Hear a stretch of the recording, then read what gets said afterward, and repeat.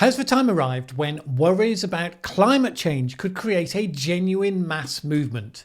Would that even be a good thing? Let's discuss. My name's Mallen Baker. This is the Mallen Baker Show for change makers.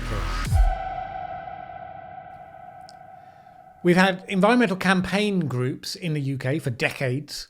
They work through popularising issues, seeking to bring pressure to bear on elected decision makers to change the law.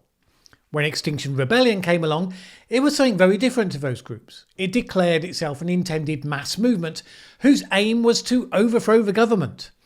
It was slightly coy about that aim, but it was fully the intent of the founders, and this was reiterated a couple of weeks ago when XR co-founder Roger Hallam made a statement on his Facebook page that included these words.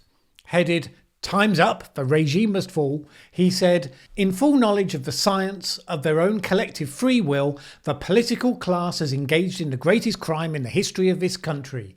It is now not just the right, but the absolute duty of every British citizen who has any semblance of common decency and love for our children to bring down the government without delay." Since we have these attempts worldwide trying to create a climate-focused mass movement with revolutionary intent, first, is it possible? What would it have to have in order to be successful? And then secondly, and pardon me for asking, but would it actually be an effective way of making things better? This video is to explore the answer to those questions. One of the most useful sources of thinking for this exercise comes from a classic book analysing what makes for successful mass movements, The True Believer by Eric Hoffer, published in 1951. Drawing from mass movements in history, from the Nazis and the communists all the way to Gandhi in India, Hoffer identified the factors that made mass movements work and found that they had a tremendous amount in common. If you bulk up the association between mass movements and authoritarian regimes, Gandhi notwithstanding, it's worth considering this. Firstly, that has been the nature of the beast throughout history. Secondly, the prospect has apparently become attractive to a broad range of younger people in this modern era. A recent poll carried out before the COVID-19 pandemic suggested that 53% of young Europeans placed more confidence in authoritarian states than democracies when it came to climate change. 53%! This may be a baby elephant, but it's in the room and it's growing fast. So let's put aside for a moment whether we think that would be a good idea or not. We'll come back to that later. Let's do the thought experiment on whether it would be possible. What, according to Eric Hoffer, makes a mass movement work? Unsurprisingly, it starts with a desire for change within the population. Now, you might think about all the people currently concerned about climate change and simply say, yep, check. There's more to it than that. The key factor, Hoffer says, is the ability to have faith in the future. Fear of the future causes us to cling to the present, while faith in the future makes us more receptive to change. All these successful mass movements had a vision of a better future that was the rallying cry for its cause. A stronger future, and one that built group identity and self-respect for the group. It's worth asking the question right now, where on the scale, traditionally, is the environmentalist? Traditionally, they resist new technologies such as genetic modification or nuclear power. These all seem to be about fear of the future and clinging to the present in as much as they reject new technologies. Even the radical agendas of the more extreme environmentalists is all about preventing ongoing change, not to actually change. To stop people flying or eating meat, but not to create a new society or present any kind of vision for how things should work for a better future. Arguably, that's why, although Extinction Rebellion looked to build a mass movement, ultimately it didn't have a platform that has ever worked on that sort of basis. They actively extinguish hope for the future. They don't encourage it. They scare young people with apocalyptic visions, and that may have motivated some activists, but it's not what fuels a genuine mass movement. The second aspect of that desire for change is that it's not, strangely enough, a response to oppression. It's generally instead a response to weakness. Hoffer said this, "All the true believers of our time declaim on the decadence of the Western democracies. The people are too soft, too pleasure-loving, too selfish to die for a nation or a holy cause. moral decay, the democracies are old, corrupt and decadent. Remember, he was writing in 1951. There's still plenty of people saying those sorts of things today. And here again, Extinction Rebellion doesn't really follow the script. Rather than identifying the establishment as weak, decadent and corrupt, rather they suggest the opposite. They build up the 1% and the big corporations and imply they're all-powerful, able to pull the strings wherever they go, which Hoffer's analysis of successful mass movements would suggest is a tactical error. So that's the first aspect, around the desire for change. The second aspect is to understand the nature of a mass movement. The difference between the appeal of a mass movement and that of a practical organisation, and I'd include NGOs, campaign groups in the latter, is this. Practical organisations offer opportunities for self-advancement. They appeal to individual self-interest. You can join an NGO and have a successful career doing well as doing good, just as you can in the public sector and in the private sector. A mass movement, particularly in the active phase, appeals most to those who want to be rid of an unwanted self. It doesn't satisfy the desire for self-advancement, but rather for self-renunciation. Whereas the organisation offers people self-respect through individual achievement, the mass movement offers pride, confidence, hope and a sense of purpose by identification with a holy cause. Key to that is how mass movements are organised and the understanding of what sort of people are their target recruits. Successful mass movements have to be tightly organised. It has to develop very early on an effective organisation with the ability to absorb and integrate all comers, otherwise it can't grow successfully to become a mass movement. This is way more important than any assessment of the truth of its doctrine or the feasibility of its promises. The Bolshevik movement triumphed over other Marxist movements because of its tight collective organisation. Hitler's National Socialists won out over other folkish movements in the 1920s because of his early recognition there had to be consistent advocacy of collective cohesion. The chief passion of the frustrated was to belong, and that was what the mass movement had to offer. You might think that the nature of the cause is absolutely key. A climate change mass movement would become powerful because the cause was right, and that's not what history suggests. Hoffer said this: when people are ripe for a mass movement, they are usually ripe for any effective movement, and not solely for one with a particular doctrine or programme. In pre-Hitlerian Germany, it was often a toss-up whether a restless youth would join the communists or the Nazis. And this is key. All mass movements drew their adherents from the same types of people. They appealed to the same types of mind. That means movements were always in competition with each other. It's not enough to be able to destabilise the status quo. You also have to be most effective in rising through the chaos to create order against the competition. Hoffer also added a note of caution to people tempted to engage from the outside. People attached to the status quo should not play with mass movements, he said, for it always fares ill with the present when a genuine mass movement is on the march. In pre-war Italy and Germany, practical businessmen acted in an entirely logical manner when they encouraged a fascist and Nazi movement in order to stop communism. But in doing so, these practical and logical people promoted their own liquidation. So then you come to the most important question: who are the typical recruits to a mass movement? From history, there are a range of types. First, the undesirables, the elements deemed inferior within a nation. They can have a huge influence because they have no reverence for, nor stake in, the present. They're willing to lay waste to the status quo without abandon. They're happy to bury their spoiled and meaningless selves in some spectacular communal action. Bear in mind how dramatically we've seen this in history. These are the people who populated the United States. As Hoffer says, it was not the irony of history that the undesired in the countries of Europe should have crossed an ocean to build a new world in the US. Only they could do it. People who have no stake in the present, who will come together and assimilate into a new reality. Add to this what Hoffer calls the new poor. People who have been recently impoverished and are caught up in frustration and the memory of better things, the disinherited and the dispossessed. It was the new poor in the 17th century who made the Puritan Revolution.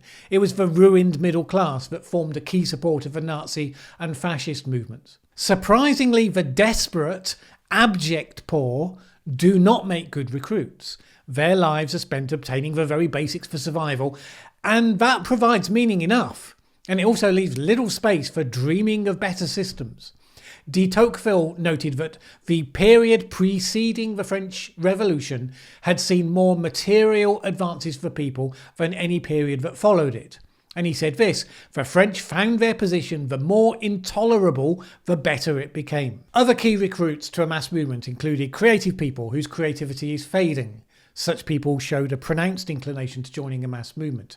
Ex-military, a disintegrating army, whether by demobilisation or desertion due to demoralisation, is a fertile ground for such movements. And the bored, people looking to fill their life with purpose and meaning. The thing that all of these people have in common is that they will have a willingness to submerge themselves in a movement, to identify wholly and unreservedly with the movement, and to subject themselves to its rigid discipline.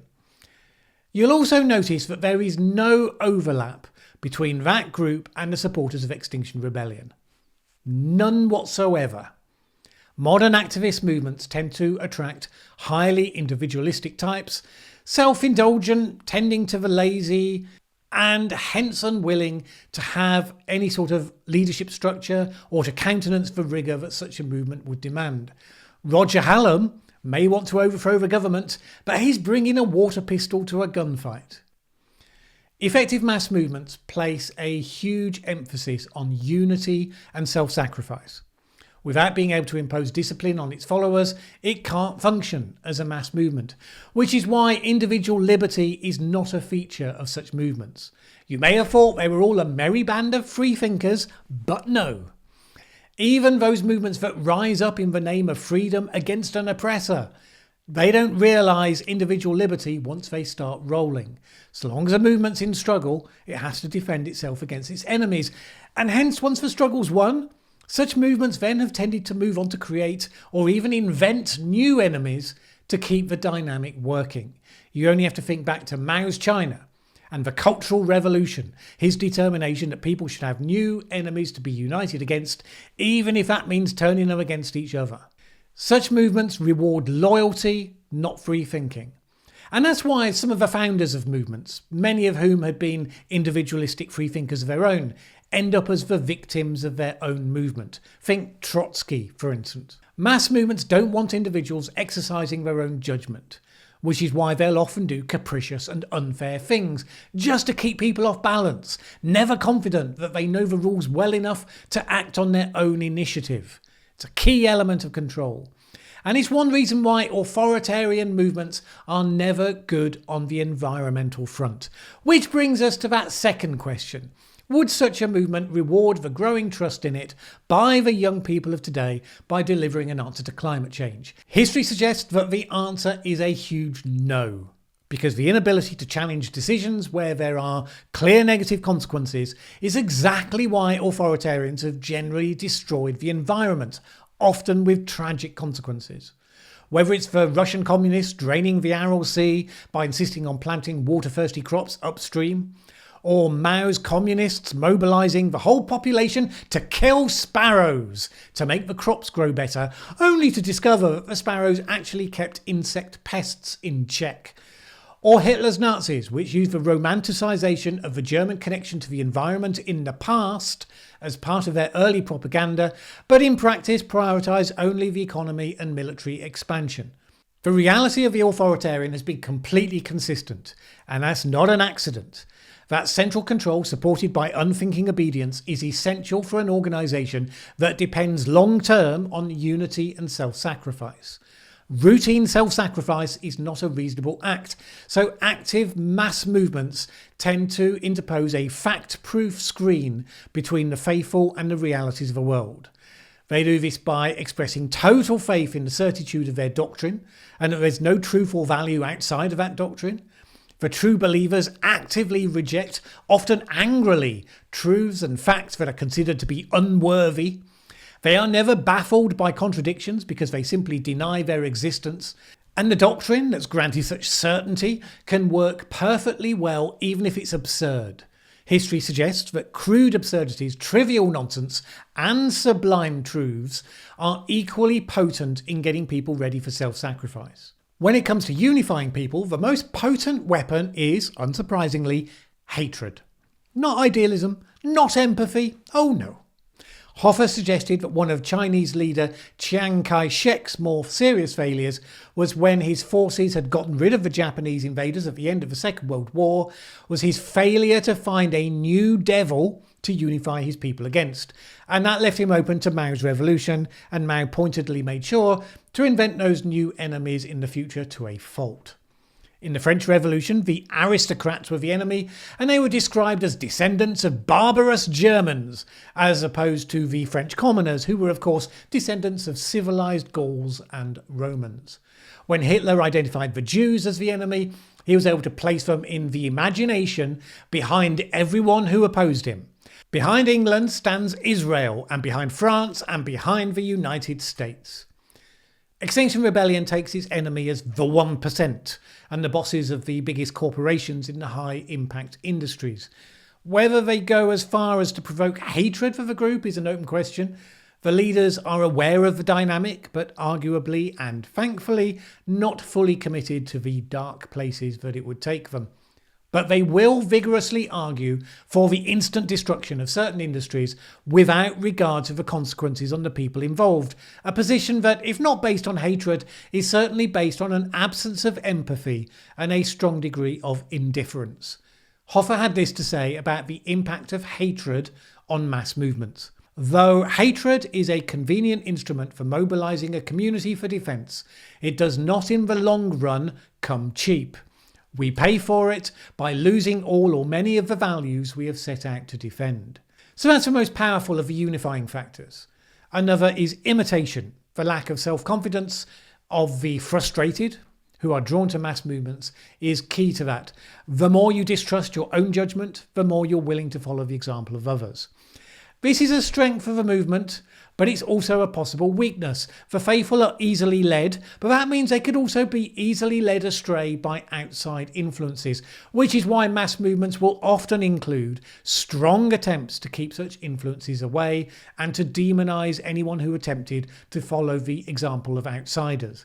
Now, at some point, you have to spread the power of a movement beyond the initial true believers. You can go with persuasion, but generally they go with coercion, which is much more powerful than simple persuasion, and by training the wider population to become submissive. Populations that have a long history of authoritarian rule over them become more passive and submissive to such rule by habit, which may well be the difference between the uprisings that peacefully overthrew communism in the Eastern European countries and the failure of similar attempts in China. Then there's the final factor that is always the most visible. Key to the success of movements, of course, is the nature of their leadership. The leader can't on their own create the conditions that make a movement possible. There have to be the circumstances creating the eagerness to follow and obey and an intense dissatisfaction with things the way they are. The leader may be left waiting in the wings, poised for the right moment. And you could speculate on how many such leaders we escaped because the circumstances were never right to let them emerge. But once they are, the leader is able to galvanise and inspire the movement into life. Hoffer identified the following aspects in the successful mass movement leader. He has to have huge audacity, a joy in defiance, and an iron will. He needs to have a fanatical conviction that he has the one and only truth in his hands, to have faith in the greatness of his destiny, as well as contempt for the present. He should have a cunning estimate of human nature, a delight in the power of symbols, and unbounded brazenness. And the absolutely key characteristic, without which he's lost. He should be able to create a machine of able and loyal lieutenants around him. Without that, he can't create the system needed to make it all work. Hoffer said this about the difference between the leader of a democracy and the leader of a mass movement. In a free society, the leader can retain hold on the people only when he has blind faith in their wisdom and goodness. The leader follows the people. In an active mass movement, the leader can exact blind obedience and can operate on the theory that all men are cowards, treat them accordingly, and get results. The leader also has to have a focus on action. specifically action that can emphasize that the true believer is part of a machine with no will, judgment, or responsibility of their own. Not action that would help people to develop individual self-respect. So Hitler, for instance, got people marching. Some of those around him started by thinking that all the marching was a bit pointless, but came to understand its role as action that unified a body of men and emphasised their belonging rather than their individuality. Okay, so that's enough staring into the depths of the dark side. Let's take all of that interesting and rather appalling insight and come back to the question again. Could we see a climate-focused mass movement? If based on the Extinction Rebellion model, the answer seems to be no. Could a different mass movement succeed that did things differently? Maybe. The people who respond to political populist movements probably include the people who join mass movements. Political populism taps into some of the same dynamics, but doesn't include the self-sustaining machine and the discipline. So you would need to have a vision for the climate-safe future that would inspire the people who voted Brexit or who voted for Trump. Sounds tricky, but you definitely could do it. Crafting a message based on contempt for how soft and weak the current generation has become, that Britain has to import workers from Eastern Europe to harvest its produce. You could argue that a new, proud, strong British identity would be better and also therefore more fit for the discipline needed to address climate change. Disciplined, simple living rather than corrupt, decadent, lazy living. Of course, that means that social media, one of the tools of corruption and decadence, would become demonised. Probably the movement would create its own gated network of content that encourages strength and right thinking. And you might demonise the Chinese as the external other, as well as the weak and corrupt elites in charge of a country that's allowing them to pollute our common home. That could lead to such a movement. And if you're thinking, that sounds like eco-fascism. Well, yeah. What did you expect an authoritarian green movement to look like? A happily controlled society under the guidance of benevolent but strict hippies? Luckily, although people may be discontented enough to vote for populists within the current system to an extent, I don't think the democratic and freedom-loving tradition in the UK or the US would allow such a movement to be successful. We can never take such things for granted. The price of freedom is eternal vigilance. And we should be worried that the young people of today seem to be losing the clarity our parents gained the hard way of what an authoritarian movement actually means in practice. Extinction Rebellion may be incompetent in creating an uprising of its own, but they may well be training a crucial body of people into acquiescence in the name of solving the climate crisis. All such movements are about power and control, not about ideology. You may think such a movement is necessary to force people to do the right thing, but like the businessman who supported the Nazis, you would quickly find out that the new people in charge had very different priorities to those that seduced you into supporting them. Now, some people might say, we don't accept that all mass movements have to be authoritarian. What about Gandhi? Gandhi was not a leader of this fashion. Absolutely. His movement wasn't to create a new type of government, it was to persuade the British they had to let the Indian population run their own government. He didn't aspire to lead that government. And the success of his movement, limited though it was, happened because some remarkable circumstances that meant he didn't need all of these elements putting in place. He didn't need to get his people hating the enemy. It was embedded into the situation that they wanted not to be governed by an outside power. The weakening authority of the British Empire seemed to present the opportune moment. Yes, it was the moment when the formerly powerful oppressor became weaker.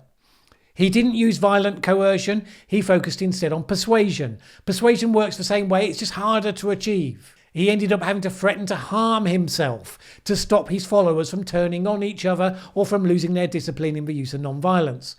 And that worked. Up until the point when the movement achieved its primary goal, because he'd shown that he had the authority to cancel the movements if they didn't keep discipline. But once the primary goal was achieved, the lack of integration of the followers meant they turned on each other with a historical ferocity that Gandhi was completely unable to control. And ultimately the dissensions ended him when he was assassinated by one of his own people, precisely because they believed that his openness to others, particularly the Muslims in that case, betrayed his own side. In other words, he was killed precisely because he didn't follow the logic of the mass movement, which doesn't mean he should have done, obviously. So he had some things in common with other mass movements. He offered a better future to replace the weak British administration that was an insult to their national pride. He gave recruits something to do, spinning homespun cloth as the uniform of the movement, rather than marching, but fulfilling something very similar in terms of building a group identity. But ultimately, he didn't aspire to lead the movement in the way that people who want to overthrow the current status quo need to be prepared to do. And that's a good thing. But the outcome in India shows how difficult it can be to get the best results once you've set such powerful wheels in motion. I look at all that and it leads me to the conclusion that the answer to the question, do we need a mass movement on the climate, is a heck no. Reason and influence within a democratic framework is the best mechanism, frustrating and slow though people may find it. People who scream, but we don't have time for that, are ignoring that the alternative doesn't deliver the outcome they want at all and gives you no opportunity to course correct. Try gluing your hands to the authoritarian leader's headquarters. You'll be lucky if they content themselves with chopping them off and leaving them glued there as a symbol. So those are my thoughts. What do you think?